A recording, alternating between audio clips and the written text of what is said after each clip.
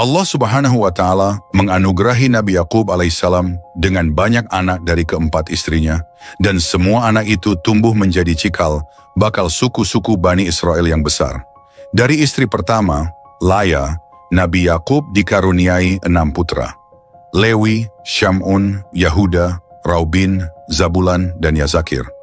Sementara dari Rahil, istri kedua yang sangat disayanginya, lahir 2 anak, yakni Yusuf dan Benyamin. Balhah, istri ketiga, memberinya 2 anak, Kan dan Asyar. Dan Zulfah, istri keempat, melahirkan 2 anak yang diberi nama Da'an dan Naftali.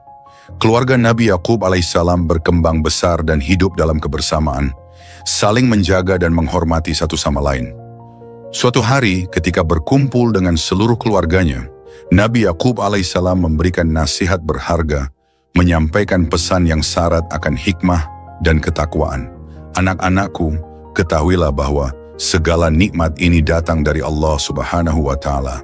Maka jadikanlah keimanan kepadanya sebagai pegangan dalam hidup kalian. Jangan pernah meninggalkan jalan kebenaran dan jauhilah kesombongan dan rasa dengki, karena itulah sifat yang dapat merusak hati. Setiap kata yang keluar dari bibir Nabi Yakub alaihissalam menjadi pegangan bagi anak-anaknya. Namun di antara mereka, Yusuf terlihat sangat terpengaruh oleh ajaran ayahnya. Nabi Yakub alaihissalam pun menyadari betapa istimewanya Yusuf, karena pada diri anak ini terpancar keimanan yang luar biasa. Beliau sering memanjatkan doa, memohon agar Allah Subhanahu wa Ta'ala menjaga keluarganya dari perselisihan dan memelihara keturunan yang bertakwa. Allah Subhanahu wa Ta'ala berfirman dalam Al-Quran tentang keluarga Nabi Yakub alaihissalam. Mereka itu adalah orang-orang yang telah kami berikan kitab, hikmah, dan kenabian. Al-Quran Surah Al-An'am ayat 89. Keluarga besar Nabi Yakub alaihissalam diberkahi oleh Allah Subhanahu wa Ta'ala menjadi lambang keturunan yang selalu berpegang teguh pada kebenaran.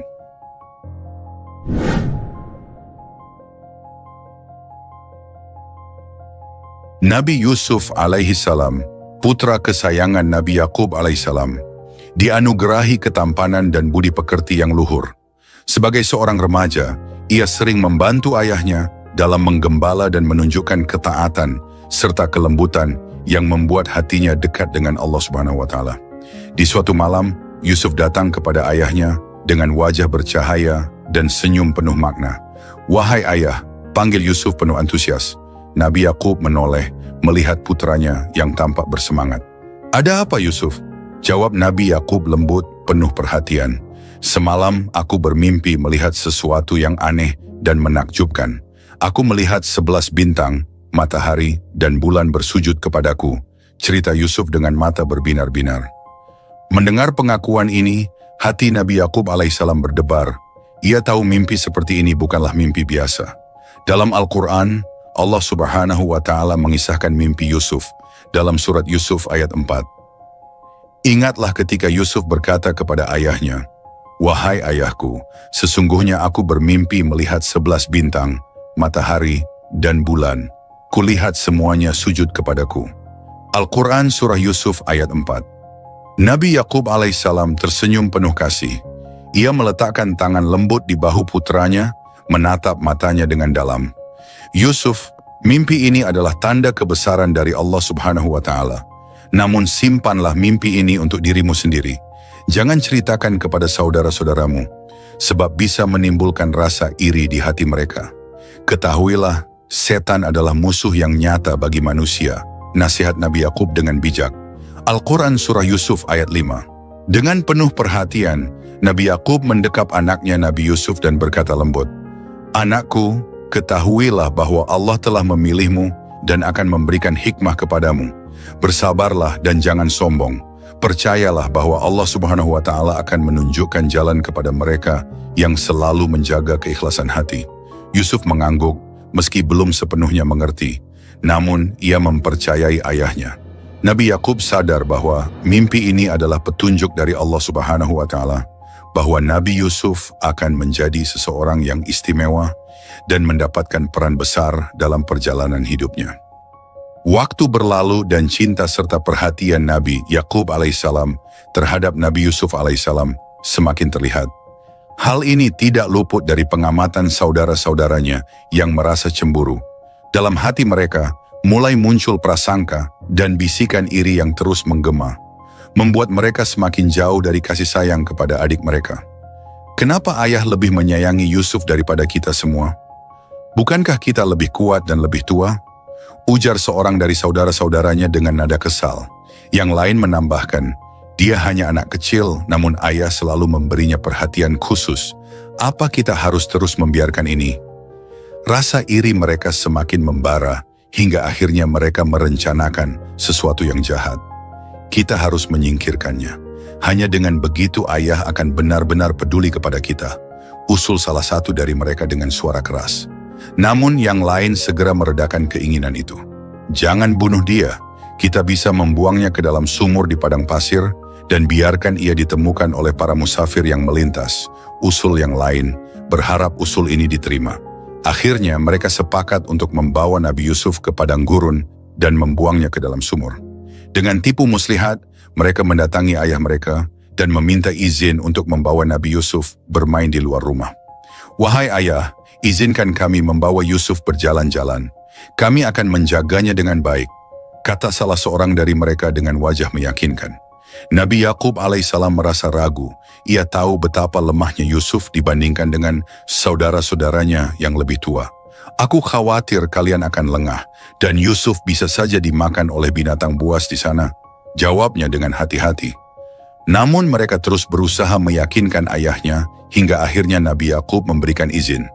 Dengan penuh semangat, mereka membawa Nabi Yusuf dan saat tiba di padang gurun yang jauh dari rumah, mereka melaksanakan niat jahat mereka.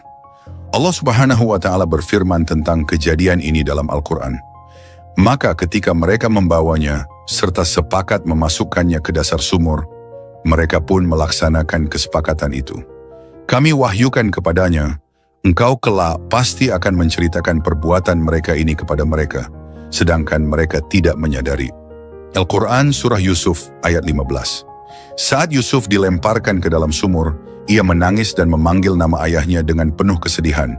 Namun Allah Subhanahu wa Ta'ala menguatkan hatinya dan mewahyukan kepadanya bahwa suatu hari ia akan menceritakan perbuatan ini kepada saudara-saudaranya tanpa mereka sadari.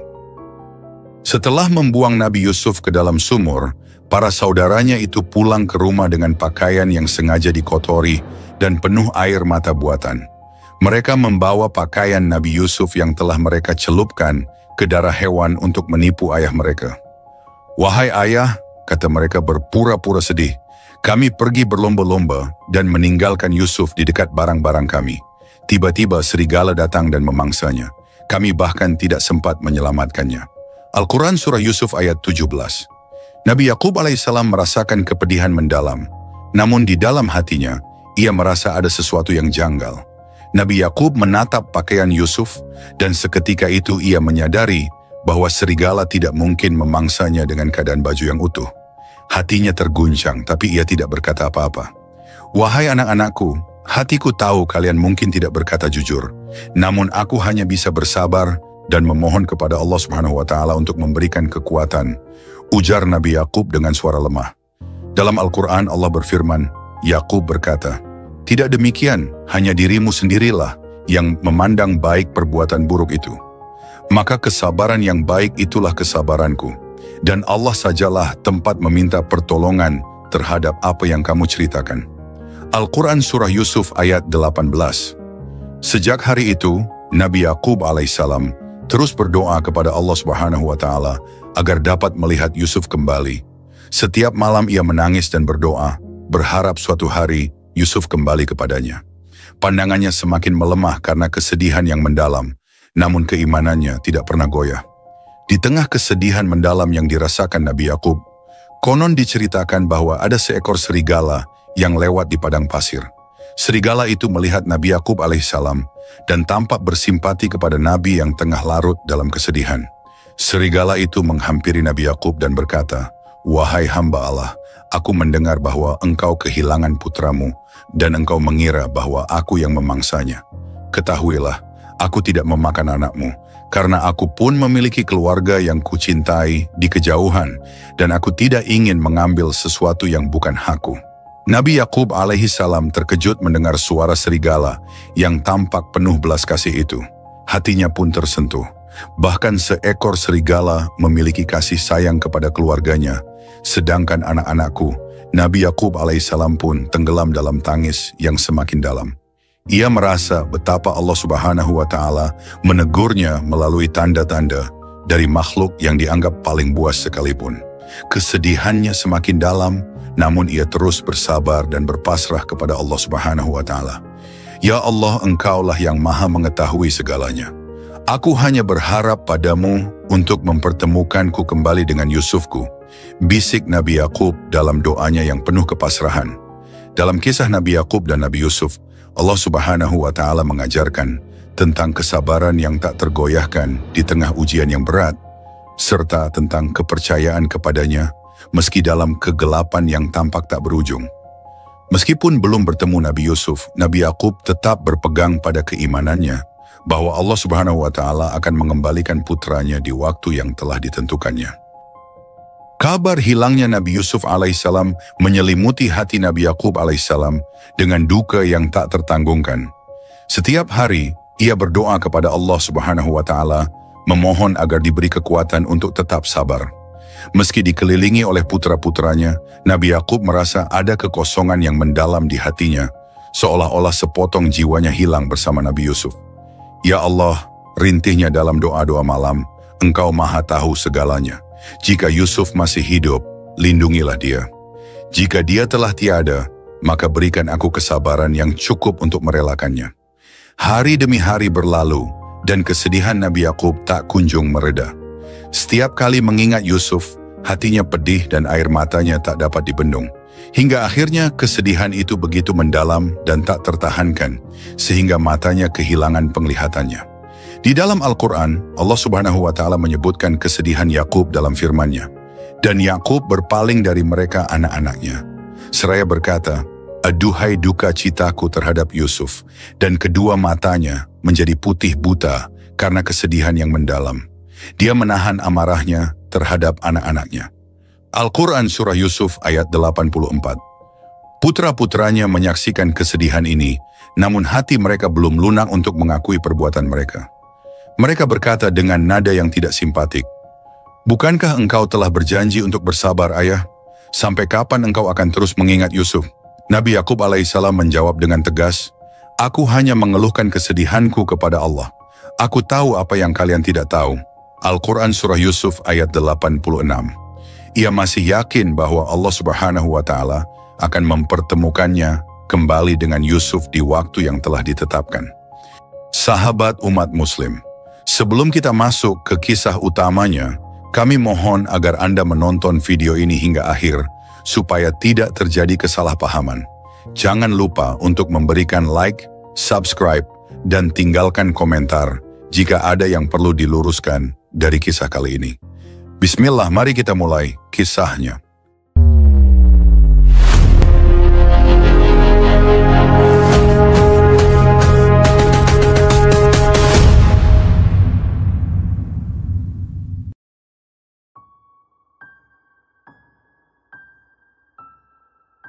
Di negeri kaum Barbari, hiduplah seorang putri dengan kecantikan yang tak terlukiskan kata-kata, bernama Zulaikha, putri Raja Talmus. Zulaikha bagaikan bintang paling cemerlang di langit yang luas dan permata paling gemerlap di antara segala harta yang dimiliki oleh kerajaan. Suatu malam yang tenang, ketika setiap jiwa terlelap dalam keheningan, Zulaikha juga dibuai dalam tidurnya yang dalam. Matanya terkatup sempurna, namun tiba-tiba mata hatinya tersentak oleh pemandangan yang begitu memukau, sesosok pemuda rupawan hadir dalam mimpinya. Berkilauan laksana cahaya suci yang tidak bisa dilihat dengan mata biasa.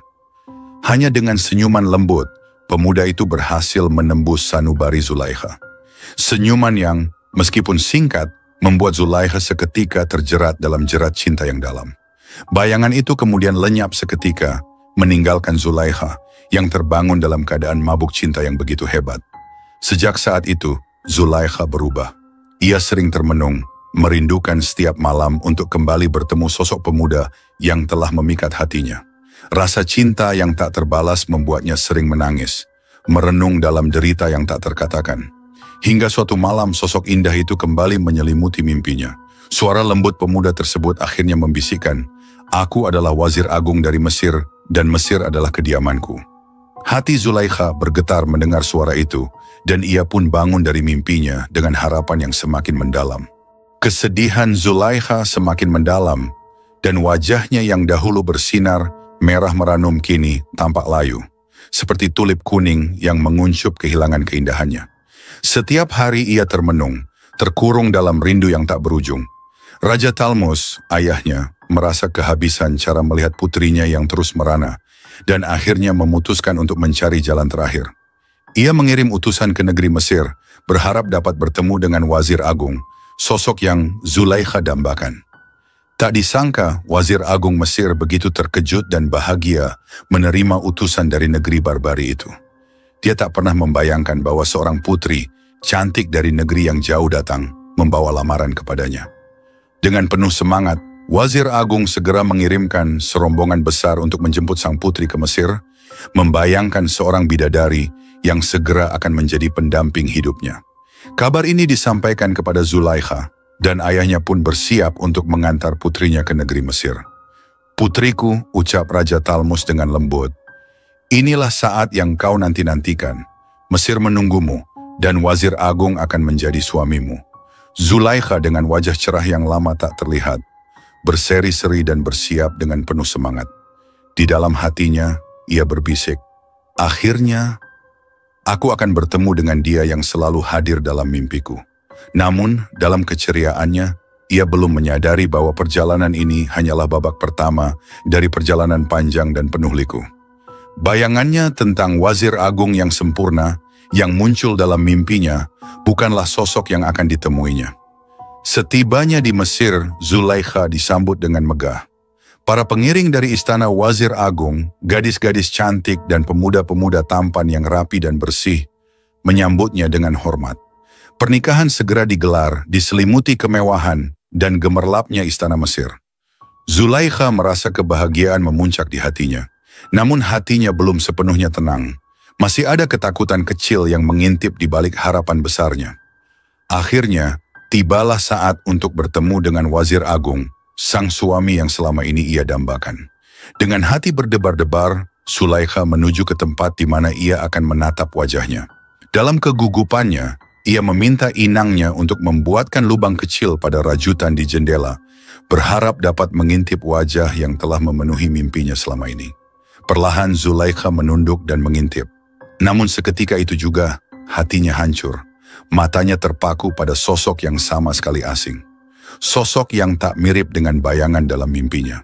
Ia melihat pria yang jauh lebih tua, dengan wajah yang tak memancarkan cahaya seperti yang diimpikannya. Zulaikha terdiam, dadanya terasa berat, suaranya hilang, tertelan oleh perasaan kecewa yang menghujam. "Bukan dia, bukan dia!" bisik hatinya yang pedih. Wajahnya merunduk, air matanya mulai berjatuhan. Malam itu Zulaikha kembali tenggelam dalam kesedihan yang bahkan lebih dalam dari sebelumnya. Apa yang selama ini ia damba dan perjuangkan seketika terasa hilang maknanya. Namun di hatinya ia berdoa dalam senyap, "Ya Tuhan, adakah alasan mengapa aku harus melalui ujian ini? Bimbinglah aku, karena aku tak tahu jalan yang harus kulalui." Hari demi hari berlalu, dan Zulaikha menjalani hidupnya di Mesir. Meski ia hidup di istana penuh kemewahan, hatinya tetap sepi, seolah berada di padang gurun yang tandus. Perjalanannya mencari sosok yang ia cintai tampaknya baru saja dimulai.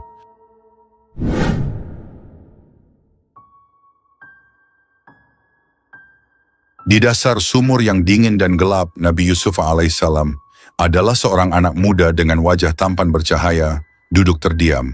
Kesendirian dan kedinginan melingkupinya, namun hatinya tetap bergantung pada Allah Subhanahu wa Ta'ala. Meski dihantui ketidakpastian, ia yakin bahwa Allah tidak akan meninggalkannya. Dan di kala tengah malam yang senyap, terdengar suara gemericik air yang ditimba. Para pedagang yang sedang dalam perjalanan ke Mesir telah singgah di sumur itu. Saat timba mereka mencapai dasar, yang mereka dapatkan bukan sekadar air, tetapi seorang anak lelaki yang elok parasnya. Salah seorang pedagang berteriak, "Lihatlah, ini bukan air, tapi seorang pemuda." Para pedagang saling berpandangan takjub. Betapa tampannya anak ini adalah keberuntungan kita. Mereka berbisik-bisik penuh kegembiraan, namun dalam hati mereka hanya melihat Nabi Yusuf sebagai barang dagangan yang menguntungkan. Dengan hati yang dingin, mereka membawa Nabi Yusuf untuk dijual di pasar. Seperti yang disebutkan dalam firman Allah, maka ketika mereka menariknya, mereka berkata, "Oh, kabar gembira, ini seorang anak muda." Kemudian mereka menyembunyikannya sebagai barang dagangan, dan Allah Maha mengetahui apa yang mereka kerjakan. Al-Quran Surah Yusuf ayat 19 hingga 20. Di pasar budak Mesir, Nabi Yusuf dilelang dengan harga yang murah, beberapa dirham saja. Walaupun para pembeli memandang kagum pada ketampanan Nabi Yusuf, mereka tidak bisa melihat siapa Yusuf sesungguhnya, seorang pemuda dengan ketulusan hati dan kemuliaan yang telah dianugerahkan oleh Allah Subhanahu wa Ta'ala. Kabar tentang Yusuf akhirnya sampai kepada Wazir Agung Mesir, seorang pembesar dengan pengaruh besar. Ia terpukau oleh pesona Nabi Yusuf alaihissalam, namun lebih dari itu, ia merasakan aura kebijaksanaan yang terpancar dari pemuda ini. Berikanlah tempat dan layanan yang baik padanya. Mungkin ia bisa bermanfaat bagi kita, atau kita pungut sebagai anak, perintah Wazir Agung kepada para pengawal. Al-Quran Surah Yusuf ayat 21. Wazir Agung menempatkan Nabi Yusuf di rumahnya, memperlakukannya dengan kasih sayang dan kehormatan. Nabi Yusuf alaihissalam tak hanya mendapatkan perlindungan, tetapi juga ilmu dari Allah Subhanahu wa Ta'ala. Allah Subhanahu wa Ta'ala memberikan Nabi Yusuf kemampuan untuk menafsirkan mimpi dan memperkaya akal pikirannya. Kami ajarkan kepadanya takbir mimpi. Al-Quran Surah Yusuf ayat 21. Namun di lain tempat, Zulaiha, istri Wazir Agung, telah mendengar tentang ketampanan luar biasa dari pemuda yang baru saja dibawa suaminya ke istana. Ia segera mencari cara untuk melihat Nabi Yusuf alaihissalam. Tak butuh waktu lama, Nabi Yusuf yang sedang mengerjakan tugas di halaman istana terlihat oleh Zulaiha. Zulaiha terpesona, dalam hatinya timbul rasa yang sulit dikendalikan. Ia bertekad untuk membawa Nabi Yusuf lebih dekat padanya. "Suamiku," pinta Zulaiha dengan lembut kepada Wazir Agung, "izinkan aku merawat Yusuf di istana ini. Aku akan menjaganya dengan sepenuh hati." Dengan sepenuh hati dan usaha, Zulaiha akhirnya berhasil mempengaruhi Wazir Agung agar Nabi Yusuf selalu berada di sisinya. Nabi Yusuf alaihissalam diperlakukan dengan segala kemewahan dan dihujani kasih sayang, bahkan dijadikan seperti anak sendiri oleh Wazir Agung. Namun seiring berjalannya waktu, ketertarikan Zulaiha semakin bertambah. Bukan lagi sekadar kasih sayang ibu kepada anak, tetapi lebih dari itu. Hari demi hari, ia selalu mencuri kesempatan untuk mengarahkan perhatian Yusuf kepadanya, namun Nabi Yusuf tetap menjaga batas-batas kesuciannya. Pada suatu hari, Zulaiha tidak lagi dapat menahan hasrat cintanya. Dengan seluruh keberanian yang ia miliki, ia mengungkapkan isi hatinya kepada Nabi Yusuf. "Yusuf," ucap Zulaiha, "aku tidak bisa lagi menutupi perasaanku padamu. Aku mencintaimu." Nabi Yusuf alaihissalam menundukkan pandangannya dan menjawab dengan lembut namun tegas, "Wahai Zulaiha, jangan biarkan pikiranmu melanggar perintah Allah Subhanahu wa Ta'ala. Jangan sampai hatimu terdorong oleh hawa nafsu yang menyesatkan. Allah Subhanahu wa Ta'ala mengawasi segala perbuatan kita." Ia menambahkan, "Aku berlindung kepada Allah Subhanahu wa Ta'ala. Suamimu telah memperlakukan aku dengan baik dan penuh kehormatan. Aku tak mungkin mengkhianatinya." Al-Quran Surah Yusuf ayat 23. Zulaiha merasa terluka oleh penolakan itu. Hatinya hancur dan perasaannya berkecamuk antara cinta yang tak terbalas dan rasa bersalah. Ia menyadari Yusuf tidak seperti pria-pria lain. Ia adalah sosok yang menjaga ketulusan dan kesuciannya di hadapan Allah Subhanahu wa Ta'ala. Namun Zulaiha tidak menyerah. Ia merencanakan sesuatu yang lebih besar. Zulaiha membangun sebuah istana khusus, tempat setiap dinding dan lorong dipenuhi dengan mosaik dan lukisan yang menggambarkan kemesraan yang diimpikannya bersama Yusuf. Suatu hari, ia mengajak Nabi Yusuf berjalan menyusuri istana baru itu. Nabi Yusuf yang penuh rasa hormat mengikuti, tak menyadari jebakan yang telah dipersiapkan Zulaiha. Saat mereka tiba di sebuah kamar yang tersembunyi, Zulaikha menutup pintu kamar satu persatu hingga akhirnya keduanya terkunci di kamar ketujuh. Zulaikha menatap Nabi Yusuf dengan mata yang penuh keinginan. "Yusuf," Zulaikha mendekat, "tidakkah kau memahami perasaanku?" Ia berbisik. Namun Yusuf dengan pandangan yang tetap tenang menjawab, "Wahai Zulaikha, aku berlindung kepada Allah Subhanahu wa Ta'ala. Janganlah engkau membiarkan nafsu menjerumuskan kita berdua ke dalam dosa." Namun Zulaikha yang dibutakan oleh cintanya tidak menyerah begitu saja.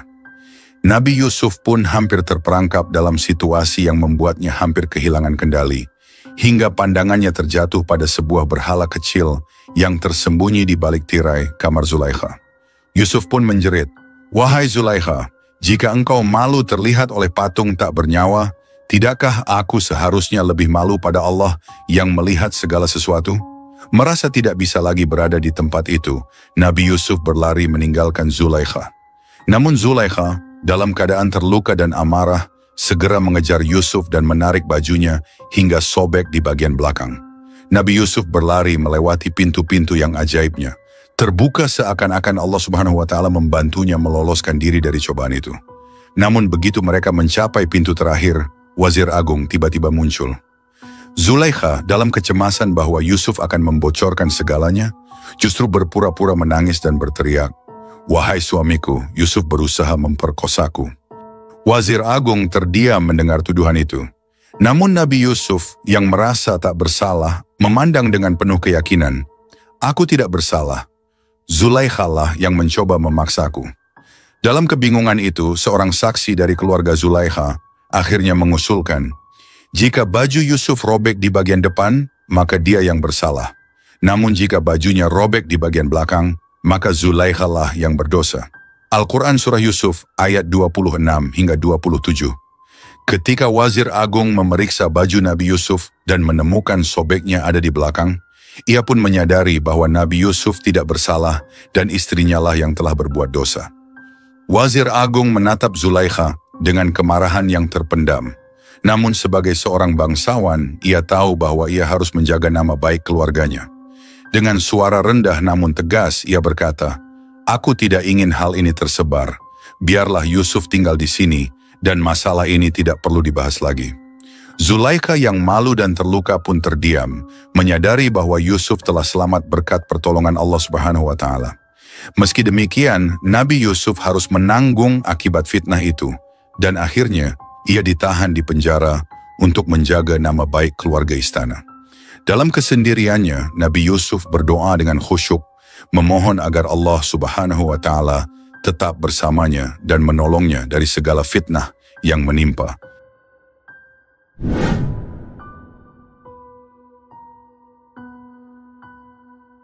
Waktu berjalan dan kejadian antara Zulaikha dan Yusuf di istana Zulaikha menjadi buah bibir banyak orang.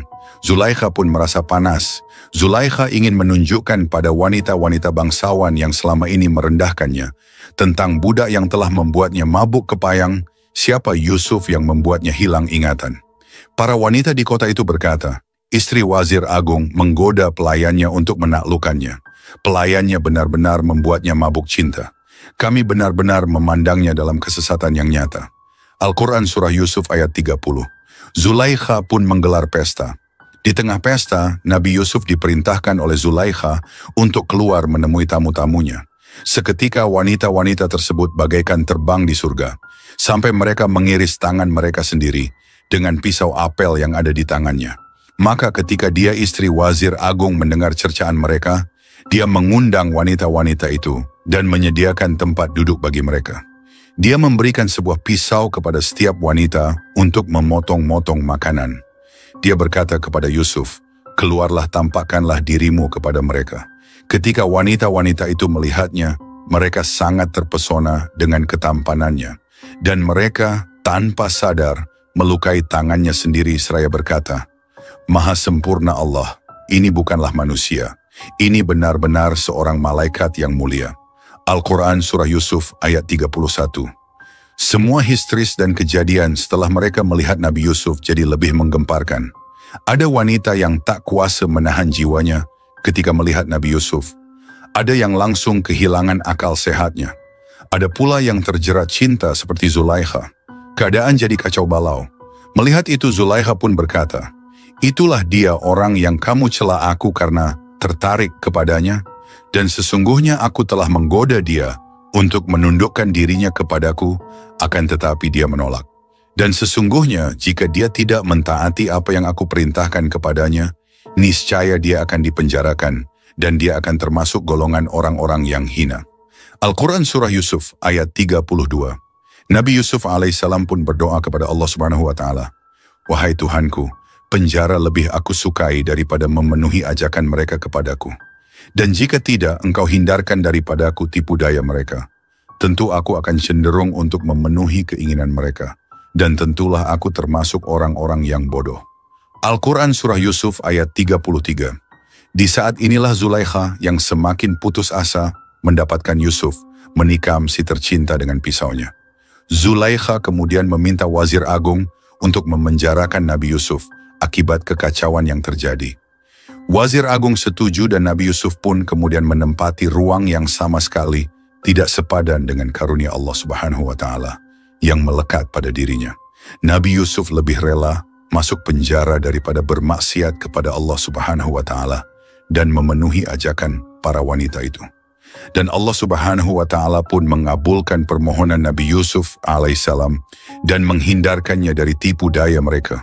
Maka Nabi Yusuf dimasukkan ke dalam penjara. Bersama dengannya masuk pula 2 orang pemuda di dalam penjara. Pada suatu malam kedua, pemuda itu bermimpi pada saat yang bersamaan. Salah seorang di antara mereka berkata, "Sesungguhnya aku bermimpi bahwa aku memeras anggur." Al-Quran Surah Yusuf ayat 36. Yang satunya lagi berkata, "Sesungguhnya aku bermimpi bahwa aku membawa roti di atas kepalaku, sebahagiannya dimakan burung." Al-Quran Surah Yusuf ayat 36. Mengetahui kelebihan Nabi Yusuf bahwa ia adalah termasuk orang-orang yang pandai, mereka pun memintanya untuk menjelaskan takbir mimpi mereka. Nabi Yusuf pun berbicara kepada keduanya, mengatakan bahwa Allah Subhanahu wa Ta'ala telah mengabarkan kepadanya tentang perihal kedua orang tersebut. Pada saat itu penduduk Mesir adalah orang-orang yang menyembah banyak tuhan-tuhan lain selain Allah Subhanahu wa Ta'ala. Oleh karena itu, sebelum menjelaskan takbir mimpi kedua orang itu, Nabi Yusuf menerangkan bahwa beliau hanya beriman kepada Allah Subhanahu wa Ta'ala, mengesakannya dan mengikuti agama orang tuanya, Nabi Ibrahim, Nabi Ishak, dan Nabi Yakub. Beliau berkata, "Tiadalah patut bagi kami, para nabi, mempersekutukan sesuatu apapun dengan Allah. Yang demikian itu adalah dari karunia Allah kepada kami dan kepada manusia seluruhnya. Tetapi kebanyakan manusia tidak mensyukurinya." Al-Quran Surah Yusuf ayat 38. Kemudian beliau menyeru kepada kedua pemuda itu, "Hai kedua penghuni penjara, manakah yang baik, Tuhan-Tuhan yang bermacam-macam itu, ataukah Allah yang Maha Esa lagi Maha Perkasa? Kamu tidak menyembah yang selain Allah, kecuali hanya menyembah nama-nama yang kamu dan nenek moyangmu membuat-buatnya. Allah tidak menurunkan suatu keterangan pun tentang nama-nama itu. Keputusan itu hanyalah kepunyaan Allah." Al-Quran Surah Yusuf ayat 39-40. Lalu Nabi Yusuf mengajak mereka kepada tauhid, yakni beribadah hanya kepada Allah saja. "Dia telah memerintahkan agar kamu tidak menyembah selain Dia. Itulah agama yang lurus. Tetapi kebanyakan manusia tidak mengetahui." Al-Quran Surah Yusuf ayat 40. Setelah melaksanakan kewajibannya mendakwahi kedua orang itu kepada kebenaran, yakni hanya menyembah kepada Allah saja, beliau pun menjelaskan mengenai takbir mimpi mereka. "Hai kedua penghuni penjara, adapun salah seorang di antara kamu berdua akan memberi minuman tuannya dengan khamar, adapun yang seorang lagi maka ia akan disalib, lalu burung memakan sebagian dari kepalanya. Telah diputuskan perkara yang kamu berdua menanyakannya kepadaku." Al-Quran Surah Yusuf ayat 41. Apa yang diterangkan itu pasti terjadi, karena Allah telah melebihkan Nabi Yusuf dan mengajarkan beliau takbir mimpi. Kemudian Nabi Yusuf meminta kepada orang yang akan selamat agar menerangkan tentang keadaan beliau, sehingga beliau dapat dibebaskan, karena sesungguhnya dia tidak bersalah. Namun setan membuat orang itu lupa. Akhirnya Nabi Yusuf pun tetap tinggal di dalam penjara selama beberapa tahun lamanya. Tahun berganti tahun, pelayan yang telah dititipkan pesan oleh Nabi Yusuf untuk menyampaikan pesannya pada Raja Mesir telah melupakan janjinya. Hingga datanglah mimpi raja tentang 7 ekor sapi gemuk dan 7 ekor sapi kurus. Sapi-sapi kurus kemudian menyerang sapi-sapi gemuk hingga binasa. Raja pun menyuruh orang untuk mencari arti dari mimpinya. Allah Subhanahu wa Ta'ala mengisahkan di dalam Al-Quran bahwa Raja Mesir telah bermimpi dan mengabarkan mimpinya pada pembesar-pembesar di kerajaannya. Sesungguhnya aku bermimpi melihat 7 ekor sapi betina yang gemuk-gemuk dimakan oleh 7 ekor sapi betina yang kurus-kurus dan 7 bulir gandum yang hijau dan 7 bulir lainnya yang kering. Hai orang-orang yang terkemuka, terangkanlah kepadaku tentang takbir mimpiku itu, jika kamu dapat menakbirkan mimpi. Al-Quran Surah Yusuf ayat 42. Tidak satu pun di antara mereka yang mengetahui arti dari mimpi itu. Lalu teman Nabi Yusuf di penjara yang selamat ketika itu teringat akan pesan Nabi Yusuf, maka dia pun meminta agar diutus kepada Nabi Yusuf untuk menanyakan tentang takbir mimpi itu. Ketika sampai di penjara, orang itu pun berkata, Yusuf, hai orang yang amat dipercaya, terangkanlah kepada kami tentang 7 ekor sapi betina yang gemuk-gemuk yang dimakan oleh 7 ekor sapi betina yang kurus-kurus, dan 7 bulir gandum yang hijau dan 7 lainnya yang kering agar aku kembali kepada orang-orang itu, agar mereka mengetahuinya. Al-Quran Surah Yusuf ayat 46. Nabi Yusuf pun berkata, supaya kamu bertanam 7 tahun lamanya sebagaimana biasa. Maka apa yang kamu tuai hendaklah kamu biarkan di bulirnya, kecuali sedikit untuk kamu makan. Kemudian sesudah itu akan datang 7 tahun yang amat sulit, yang menghabiskan apa yang kamu simpan untuk menghadapinya, tahun sulit, kecuali sedikit dari bibit gandum yang kamu simpan. Kemudian setelah itu akan datang tahun yang padanya manusia diberi hujan dengan cukup, dan di masa itu mereka memeras anggur. Al-Quran Surah Yusuf ayat 47 sampai 49. Raja lalu meminta agar Nabi Yusuf dihadapkan kepadanya, namun beliau menolak. Nabi Yusuf terlebih dahulu ingin agar namanya dibersihkan karena dia dipenjarakan dengan tuduhan palsu menggoda istri seorang pembesar Mesir, padahal yang terjadi adalah sebaliknya. Beliau ingin membuktikan bahwa dia tidak berkhianat di belakang wazir agung. Lalu akhirnya Zulaikha mengakui bahwa dirinya lah yang bersalah dan Nabi Yusuf adalah seorang yang benar. Kemudian raja pun memerintahkan agar Yusuf dibawa ke hadapannya agar dapat diangkat menjadi orang yang dekat dengan raja. Dia berkata, sesungguhnya kamu mulai hari ini menjadi seorang yang berkedudukan tinggi lagi, dipercayai pada sisi kami. Al-Quran Surah Yusuf ayat 54. Nabi Yusuf pun berkata, jadikanlah aku bendaharawan negara Mesir. Sesungguhnya aku adalah orang yang pandai menjaga, lagi berpengetahuan. Al-Quran Surah Yusuf ayat 55. Demikianlah, akhirnya Nabi Yusuf diangkat sebagai orang yang memiliki kedudukan tinggi di kerajaan Mesir. Beliau memiliki kekuasaan penuh untuk pergi kemana saja yang diinginkannya.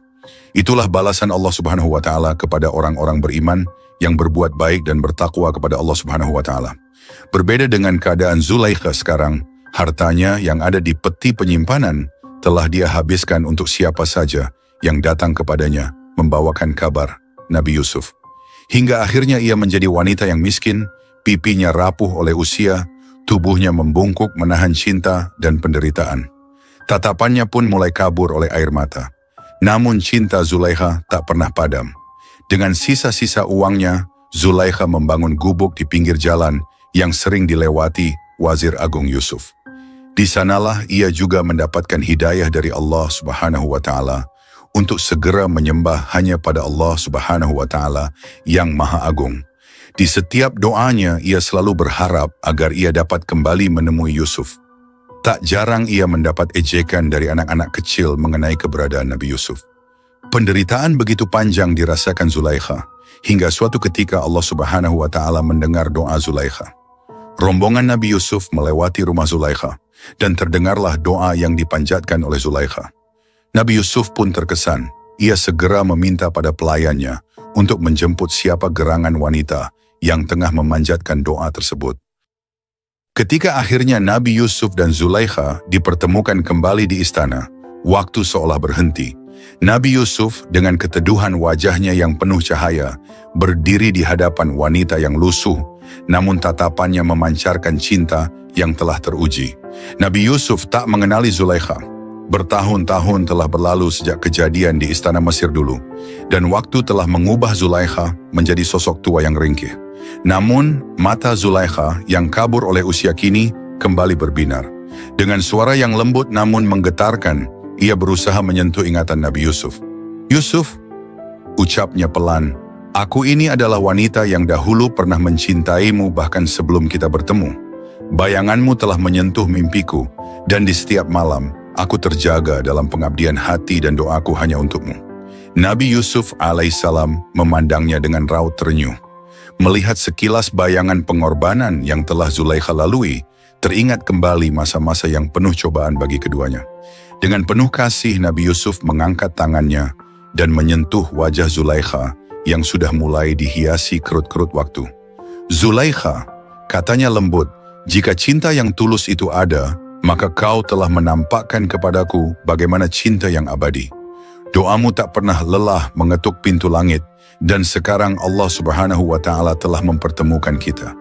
Dengan izin Allah Subhanahu wa Ta'ala, Yusuf menyentuh kedua mata Zulaikha yang rabun, dan dalam sekejap penglihatan Zulaikha kembali jernih. Tak hanya itu, tubuhnya pun terasa disegarkan, seakan masa muda yang ia kira telah hilang kini dikembalikan dalam sekejap oleh kuasanya. Zulaikha memandangi tangannya sendiri yang kini tampak muda, meraba wajahnya yang berseri-seri kembali. Air matanya mengalir deras, bukan lagi kesedihan, melainkan kebahagiaan yang penuh rasa syukur. "Yusuf," Zulaikha berbisik sambil menggenggam tangan Nabi Yusuf dengan lembut, "aku telah mengorbankan segalanya demi cinta ini, dan hari ini Allah Subhanahu wa Ta'ala telah mengabulkan permohonanku." Nabi Yusuf tersenyum, lalu mengangguk penuh kelembutan. "Allah Subhanahu wa Ta'ala telah memuliakan kita dengan jalannya yang tak terduga, Zulaikha. Kini, jika kau menginginkannya, kita bisa mengikat janji dalam rahmat dan keridhaannya." Zulaikha menundukkan kepalanya, bibirnya gemetar, kemudian berucap lirih, "Yusuf, impianku adalah dapat mendampingimu, mendampingi seorang hamba Allah yang agung dalam ibadah dan cinta. Maka izinkanlah aku menjadi bagian dari jalan hidupmu yang penuh berkah." Seketika itu, turunnya titah ilahi yang merestui pernikahan mereka. Nabi Yusuf pun mempersunting Zulaikha dengan penuh kasih sayang. Dalam balutan agama yang mulia, mereka diikat oleh cinta yang telah ditempa sabar dan iman. Mereka bersatu bukan sekadar dalam kasih, tetapi dalam ketulusan, dalam cinta yang abadi. Suatu malam setelah pernikahan mereka, Zulaikha dengan penuh ketenangan menyampaikan sesuatu yang telah lama ia simpan. "Yusuf," katanya lembut, "wazir itu mungkin menjadi yang pertama melihat taman hidupku, tetapi ia tak pernah menyentuh bunga yang ada di sana. Aku menyerahkan semuanya padamu dengan aman, suci, dan penuh cinta." Mendengar itu, Nabi Yusuf semakin dihujani rasa kasih kepada Zulaikha. Dia mengerti bahwa cinta yang diberikan Zulaikha kepadanya benar-benar tulus, terjaga dalam iman yang kokoh. Mereka pun hidup bersama dalam kebahagiaan dan ketenangan, dipenuhi cinta yang agung dan ridha Allah Subhanahu wa Ta'ala. Cinta mereka adalah cinta yang telah diizinkan olehnya, dirajut dalam ketulusan, dan kini keduanya dimuliakan dalam jalan yang tak terputus oleh usia atau waktu.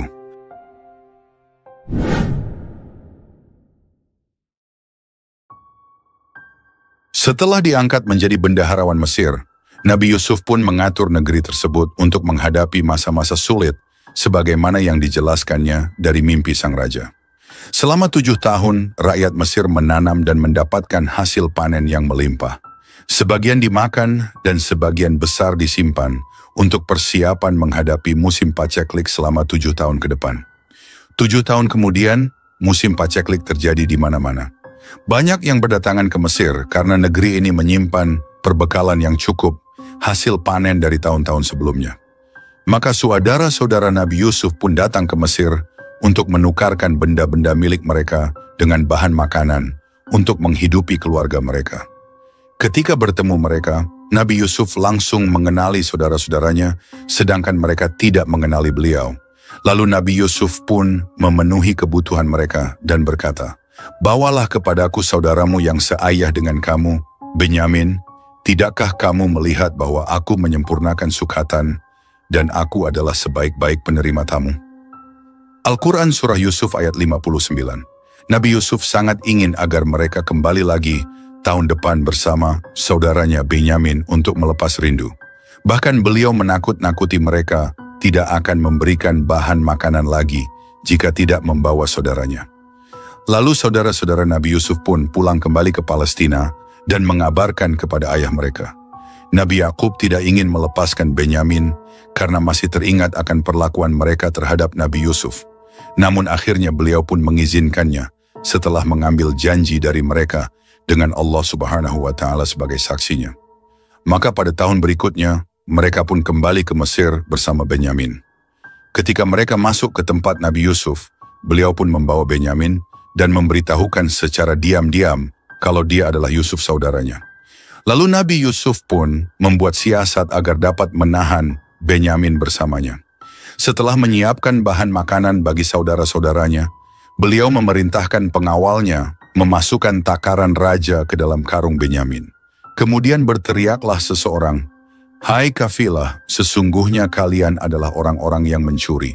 Al-Quran Surah Yusuf ayat 70. Saudara-saudara Yusuf bertanya, "Barang apakah yang hilang daripada kamu?" Al-Quran Surah Yusuf ayat 71. Kemudian dikatakan bahwa yang hilang adalah takaran raja. Maka saudara-saudara Yusuf pun berkata, "Demi Allah sesungguhnya kamu mengetahui bahwa kami datang bukan untuk membuat kerusakan di negeri ini, dan kami bukanlah para pencuri." Al-Quran Surah Yusuf ayat 73. Mereka menjawab, "Tetapi apa balasannya jikalau kamu betul-betul pendusta?" Saudara-saudara Yusuf berkata, "Balasannya ialah pada siapa diketemukan barang yang hilang dalam karungnya, maka dia sendirilah balasannya, tebusannya." Al-Quran Surah Yusuf ayat 75. Ini adalah hukum bagi orang yang berbuat kezaliman dalam syariat Nabi Yakub. Akhirnya karung-karung mereka pun diperiksa satu persatu, dan yang terakhir adalah karung milik Benyamin. Melihat itu, saudara-saudaranya pun berkata, "Jika ia mencuri, maka sesungguhnya telah pernah mencuri pula saudaranya sebelum itu." Yang mereka maksud adalah bahwa dulu saudara Benyamin, juga saudara mereka seayah, yakni Yusuf, juga pernah mencuri. Mendengar itu Nabi Yusuf menyimpan kejengkelannya dan berkata dalam hati, "Kamu lebih buruk kedudukanmu, sifat-sifatmu, dan Allah Maha mengetahui apa yang kamu terangkan itu." Al-Quran Surah Yusuf ayat 77. Maka ditahanlah Benyamin di istana. Saudara-saudaranya pun merasa putus asa terhadap putusan Nabi Yusuf. Mereka bermusyawarah dan berkatalah saudara mereka yang tertua, "Tidakkah kamu ketahui bahwa sesungguhnya ayahmu telah mengambil janji dari kamu dengan nama Allah, dan sebelum itu kamu telah menyia-nyiakan Yusuf. Sebab itu aku tidak akan meninggalkan negeri Mesir sampai ayahku mengizinkan kepadaku untuk kembali, atau Allah memberi keputusan terhadapku, dan dia adalah hakim yang sebaik-baiknya." Al-Quran Surah Yusuf ayat 80. Saudara-saudaranya yang lain pun kembali dengan perasaan berat karena harus menyampaikan berita buruk ini kepada ayah mereka.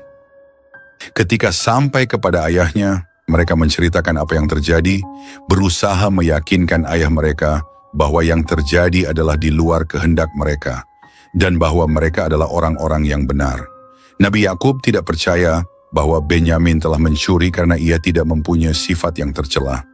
Maka beliau berkata kepada anak-anaknya, "Hanya dirimu sendirilah yang memandang baik perbuatan yang buruk itu. Maka kesabaran yang baik itulah kesabaranku. Mudah-mudahan Allah SWT mendatangkan mereka semuanya kepadaku. Sesungguhnya dialah yang maha mengetahui lagi, maha bijaksana." Al-Quran Surah Yusuf ayat 83. Nabi Yakub alaihissalam meyakini kalau anaknya Nabi Yusuf masih hidup. Itulah sebabnya beliau berdoa semoga Allah Subhanahu wa Ta'ala mengembalikan semua anak-anaknya. Kesedihan Nabi Yakub semakin mendalam. Beliau telah kehilangan Nabi Yusuf dan kini harus kehilangan anak-anaknya yang lain. Melihat keadaannya, anak-anaknya pun merasa prihatin dan berkata kepada ayah mereka dengan lemah lembut agar tidak lagi terlalu mengingat Nabi Yusuf yang menyebabkan tubuhnya menjadi kurus kering dan matanya menjadi buta. Nabi Yakub pun berkata, "Sesungguhnya hanyalah kepada Allah Subhanahu wa Ta'ala aku mengadukan kesusahan dan kesedihanku, dan aku mengetahui dari Allah apa yang kamu tiada mengetahuinya." Al-Quran Surah Yusuf ayat 86. Beliau pun meminta anak-anaknya untuk mencari kabar tentang Nabi Yusuf dan saudaranya, karena beliau tetap berkeyakinan bahwa Nabi Yusuf masih hidup. Beliau mengatakan kepada anak-anaknya untuk tidak berputus asa.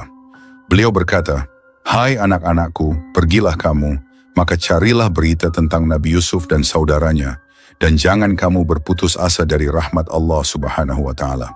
Sesungguhnya tiada berputus asa dari rahmat Allah, melainkan kaum yang kafir." Al-Quran Surah Yusuf ayat 87. Singkat cerita, pada tahun berikutnya, saudara-saudara Nabi Yusuf kembali ke Mesir untuk menukar barang-barang mereka dengan bahan makanan seperti tahun-tahun sebelumnya, meminta kemurahan hati dari Nabi Yusuf.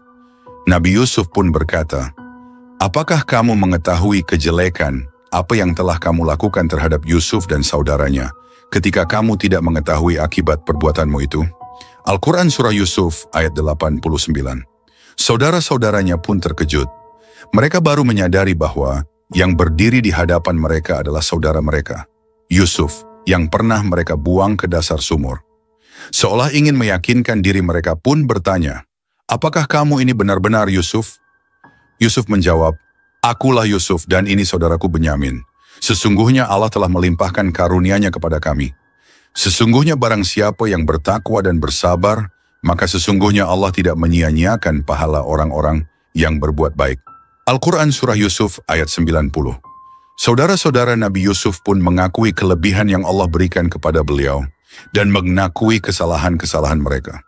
Karena belas kasih kepada saudara-saudaranya, Nabi Yusuf pun berkata, "Pada hari ini tak ada cercaan terhadap kamu, mudah-mudahan Allah Subhanahu wa Ta'ala mengampuni kamu, dan Dia adalah Maha Penyayang di antara para penyayang." Al-Quran Surah Yusuf ayat 92. Dan beliau pun berkata pula, "Pergilah kamu dengan membawa baju gamisku ini, lalu letakkanlah dia ke wajah ayahku, nanti ia akan melihat kembali, dan bawalah keluargamu semuanya kepadaku." Al-Quran Surah Yusuf ayat 93. Maka rombongan saudara Nabi Yusuf pun kembali ke negerinya untuk menjemput ayah dan keluarga mereka. Sebelum mereka memasuki negerinya, Nabi Yakub berkata kepada keluarganya, "Sesungguhnya aku mencium bau Yusuf. Sekiranya kamu tidak menuduhku lemah akal, tentu kamu membenarkan aku." Keluarganya berkata, "Demi Allah, sesungguhnya kamu masih dalam kekeliruanmu yang dahulu." Al-Quran Surah Yusuf ayat 44-55. Ketika rombongan itu tiba, mereka meletakkan baju gamis Nabi Yusuf ke wajah Nabi Yakub, sehingga beliau dapat melihat kembali. Nabi Yakub pun berkata, "Tidakkah aku katakan kepadamu bahwa aku mengetahui dari Allah apa yang kamu tidak mengetahuinya?" Al-Quran Surah Yusuf ayat 96. Saudara-saudara Nabi Yusuf pun menyadari dan mengakui kesalahan mereka, dan berkata, "Wahai ayah kami, mohonkanlah ampun bagi kami terhadap dosa-dosa kami. Sesungguhnya kami adalah orang-orang yang bersalah, berdosa."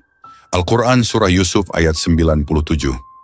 Mereka sangat berharap Allah Subhanahu wa Ta'ala akan mengampuni mereka melalui doa ayah mereka, karena keutamaan ayah mereka sebagai seorang Nabi Allah. Nabi Yakub berkata, "Aku akan memohonkan ampun bagimu kepada Tuhanku. Sesungguhnya Dialah yang Maha Pengampun lagi Maha Penyayang." Al-Quran Surah Yusuf ayat 49-48. Setelah itu diboyonglah Nabi Yakub beserta seluruh keluarganya ke istana. Sesampainya di sana, Nabi Yusuf mendudukkan ayah dan ibunya di singgasana bersamanya. Lalu mereka semua saudara-saudara Nabi Yusuf yang berjumlah 11 orang, ayah dan ibunya bersujud kepada beliau. Sujud ini diperbolehkan dalam syariat Nabi Yakub dan Nabi Yusuf, yang menunjukkan penghormatan mereka kepada Nabi Yusuf atas keutamaan yang Allah Subhanahu wa Ta'ala anugerahkan kepada beliau. Sedangkan dalam syariat Islam yang dibawa oleh Nabi kita, Muhammad Shallallahu Alaihi Wasallam, apakah benar? Manusia dilarang sujud kepada siapapun atau apapun, dan diperintahkan untuk bersujud hanya kepada Allah saja. Nabi Yusuf pun berkata, Wahai ayahku, inilah takbir mimpiku yang dahulu itu. Sesungguhnya Tuhanku telah menjadikannya suatu kenyataan. Dan sesungguhnya Tuhanku telah berbuat baik kepadaku ketika Dia membebaskan aku dari rumah penjara dan ketika membawa kamu dari dusun padang pasir setelah setan merusakkan hubungan antaraku dan saudara-saudaraku. Sesungguhnya Tuhanku maha lembut terhadap apa yang Dia kehendaki. Sesungguhnya Dialah yang maha mengetahui lagi maha bijaksana. Ya Tuhanku, sesungguhnya Engkau telah menganugerahkan kepadaku sebagian kerajaan dan telah mengajarkan kepadaku sebahagian takbir mimpi. Ya Tuhan pencipta langit dan bumi, Engkaulah pelindungku di dunia dan di akhirat. Wafatkanlah aku dalam keadaan Islam dan gabungkanlah aku dengan orang-orang yang saleh. Al-Quran Surah Yusuf ayat 100-102.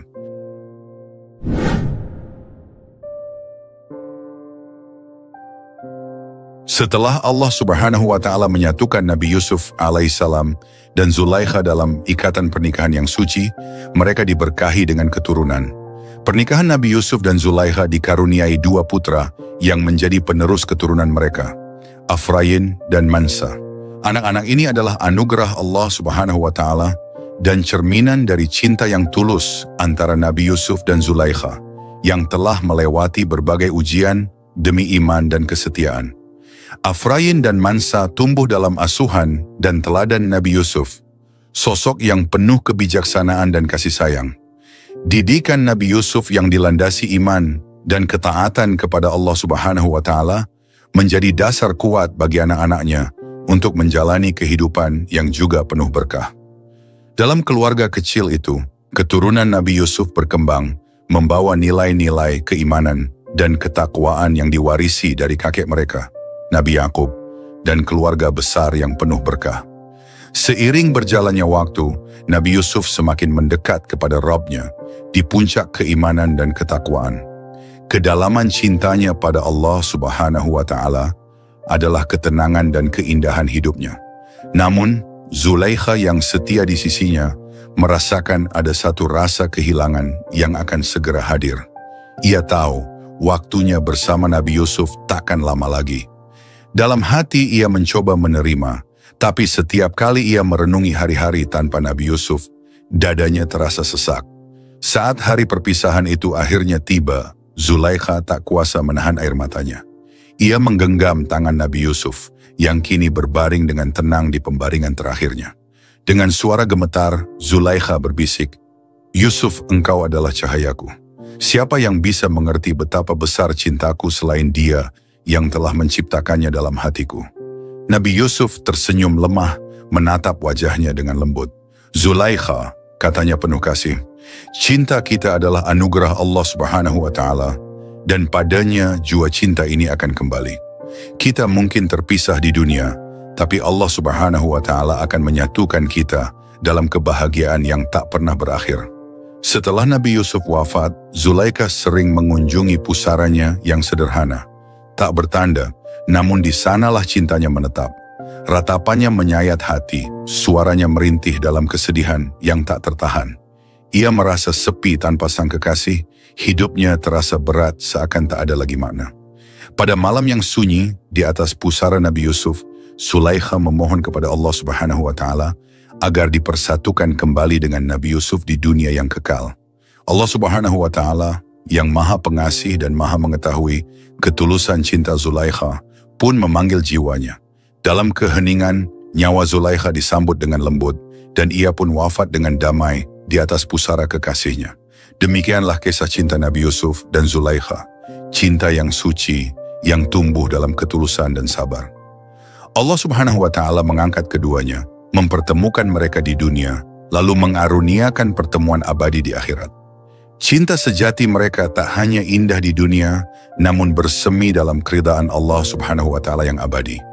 Setelah Nabi Yusuf diuji dengan cobaan yang penuh kesabaran, ia pun akhirnya dikaruniai kebahagiaan, bahkan dapat berkumpul kembali dengan keluarganya.